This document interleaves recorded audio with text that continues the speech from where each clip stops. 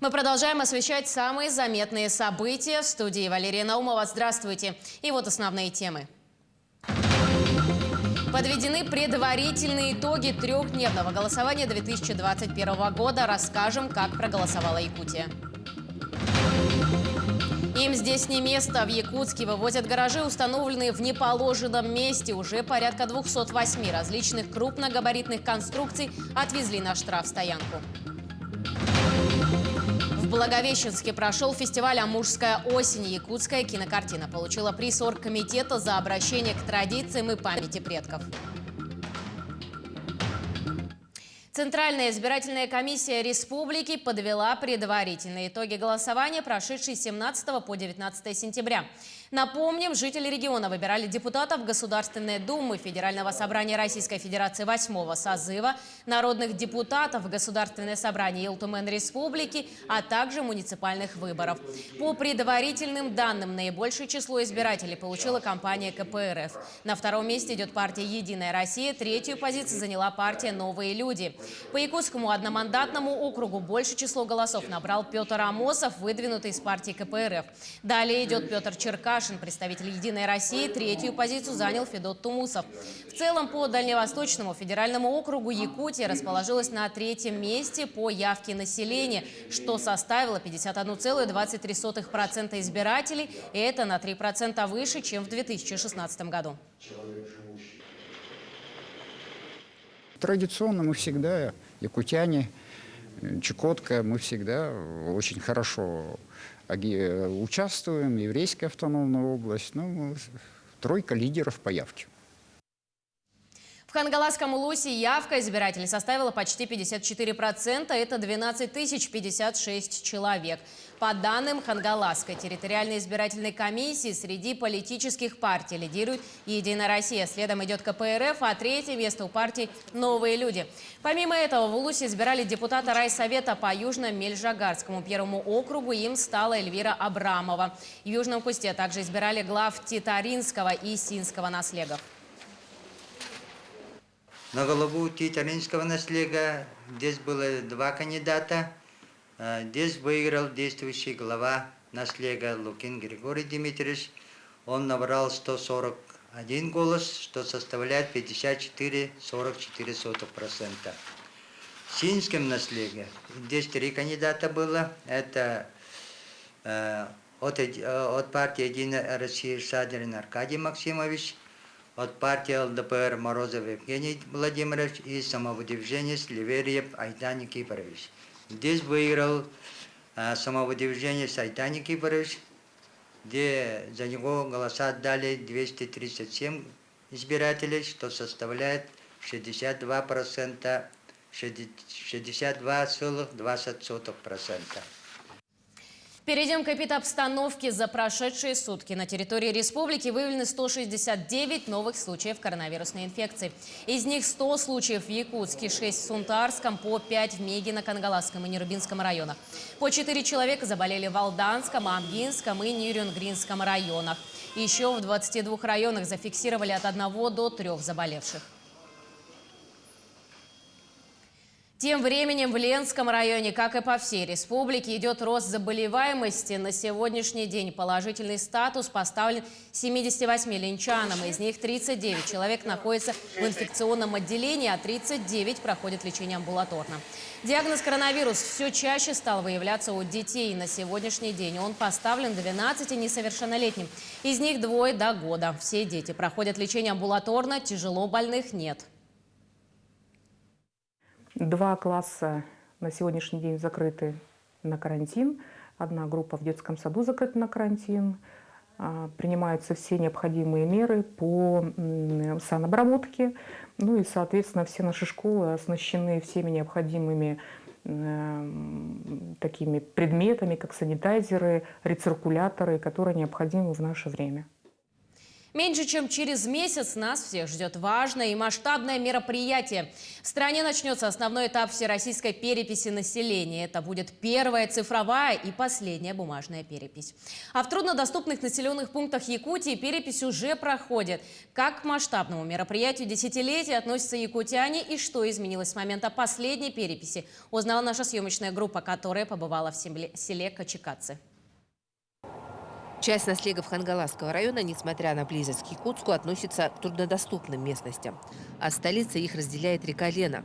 Осенью во время ледостава добраться до них практически невозможно. Поэтому сейчас, пока ходят паромы, переписчикам важно успеть провести в этих наслегах всероссийскую перепись населения. В селе Качикадзе, по данным последней переписи 2010 года, проживало 1426 жителей. За 11 лет это количество сократилось более чем на 200 человек. Конечно, как и во всех наслегах республики нашей, идет немножечко отток молодежи. Молодежи что надо? Благоустройство, и именно чтобы жилье было с отоплением, со всеми удобствами. Несмотря на это, жизнь в наслеге кипит. И с момента последней переписи здесь произошло много позитивных перемен. И это чувствуется на настроении сельчан. Переписчикам, они тоже местные, жители наслега относятся благожелательно. Руслана Платонова большую часть дворов, которые у нее в плане, уже обошла. Сегодня пришла в семью Максимовых. Здорово! Перепись!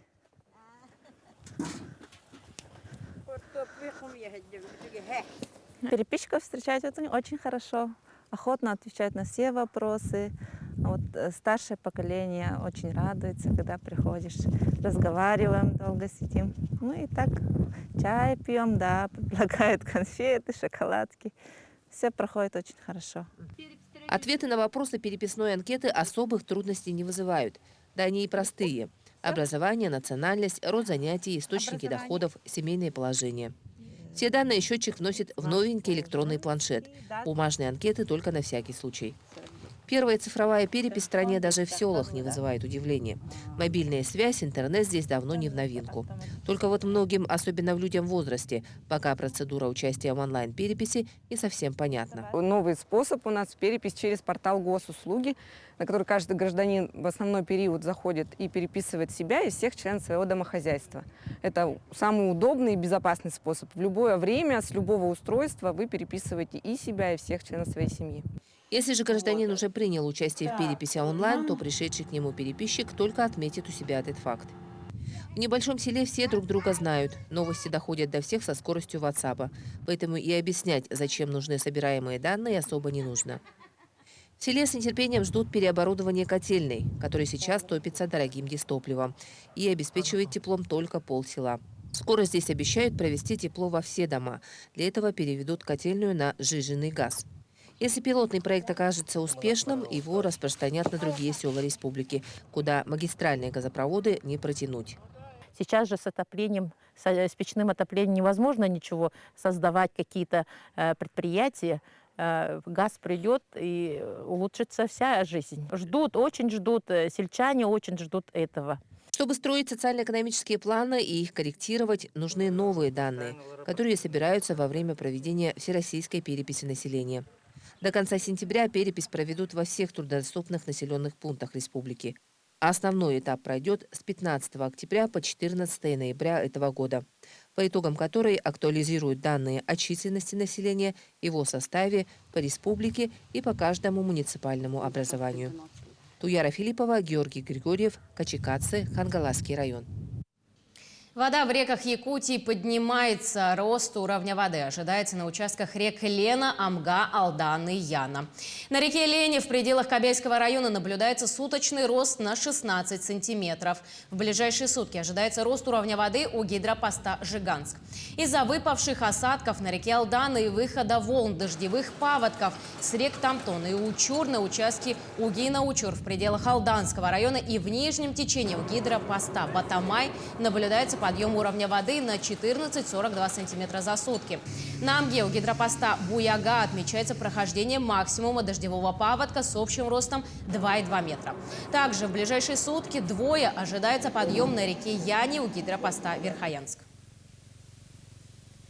На заводе одной из крупных лесопромышленных компаний «Алмаз» кипит работа. В кратчайшие сроки здесь изготавливают МХМ-панели для строительства 31 дома жителей села Бяскёль горного района, пострадавших во время лесного пожара.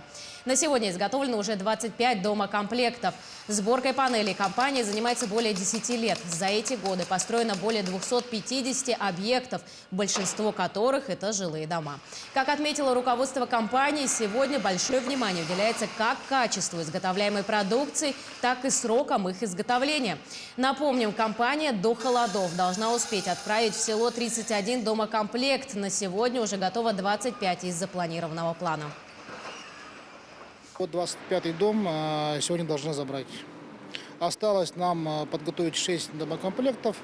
Мы должны их до воскресенья завершить и отправить в Москву. Мы 17 числа, считай, без выходных и проходных, работаем именно в части обеспечения материалами восстановительных работ в селе Бяскёль. По срокам укладываетесь? Ну, мы сразу сказали, что изначально взяли обязательства по 24 домам до 27 числа, но потом нам еще добавили 7 домов. Но, в принципе, мы сейчас улаживаемся и до 27 числа должны весь требуемый объем по 31 дому выдать. В Якутске продолжается вывоз гаражей, установленных в неположенном месте. По информации работников МУП «Жилкомсервиса», с начала этого года из округов и пригородов столицы республики было вывезено на штрафстоянку уже 208 гаражей и различных металлических крупногабаритных конструкций. К таковым можно отнести как стандартные гаражи размерами 3 на 4 и более, так и самодельные постройки любых размеров и форм. Часто под гараж используют грузовые 20-тонные контейнеры. Сегодня вывезены работы велись по улице Петра Алексеева. Мы сейчас находимся на территории улицы Петра Алексеева, 12, Петра Алексеева, 12, дробь 1. Тут в следующем году намечается благоустройство дворовой территории. Мы вывезли где-то 15, а остальные хозяева сами вывозят. Госавтоинспекция проводит неделю безопасности дорожного движения в школах для снижения уровня детского травматизма на дорогах республики. Инспекторы планируют провести родительские собрания по тематике безопасности дорожного движения, уроки, конкурсы, флешмобы и акции с детьми и родителями. Так, 21 сентября пройдет единый день безопасности дорожного движения для школьников, педагогов и родителей. А 23 сентября Всероссийский родительский всеобуч по профилактике детского дорожного травматизма транспортного. Якутская кинокартина получила приз на фестивале в Благовещенске. Приз оргкомитета за обращение к традициям и памяти предков в конкурсе полнометражных игровых фильмов в рамках кинофестиваля «Амурская осень» выиграл фильм Степана Бурнашова «Ситех Сир Иях». На 19-м кинофестивале кино и театра было показано 13 полнометражных фильмов, 28 короткометражек и 12 спектаклей в театральном конкурсе. На этом у меня все. Мы продолжаем следить за развитием событий в республике и за ее пределами. Оставайтесь с нами.